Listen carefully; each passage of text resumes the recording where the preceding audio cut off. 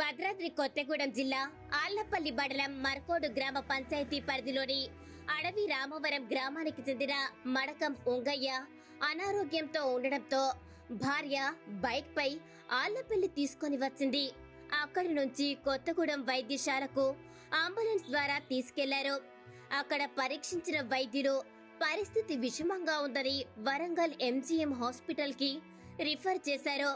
ఛత్తీస్గఢ్ నుంచి వలస వచ్చి అడవి రామవరంలో జీవిస్తున్న కుటుంబానికి తెలుగు మాట్లాడడం రాకపోవడం, వరంగల్ పరిసరాలు తెలియకపోవడంతో ఉంగయ్య భార్య దిక్కుతోచని స్థితిలో ఉండి ఏడుస్తుండడంతో స్థానిక వ్యక్తి గమనించి విషయం తెలుసుకున్నాడు.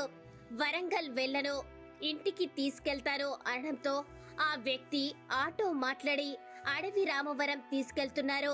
మార్గ మధ్యలోని అటవీ ప్రాంతంలో ఉంగయ్య మృతి చెందాడు. ఆటో వ్యక్తి అడవి రామవరం తీసుకెళ్లనని మర్కోడు గ్రామంలో దించి వెళ్లాడు.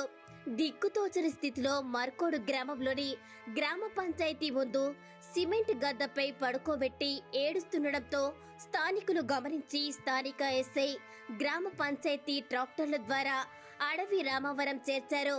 గిరిజన ప్రాంతాలు, వైద్య సదుపాయాలు, రవాణా మార్గాలు లేక ఆర్థిక ఇబ్బందుల వల్ల ఎంతో మంది తమ విలువైన ప్రాణాలను పోగొట్టుకుంటున్నారు.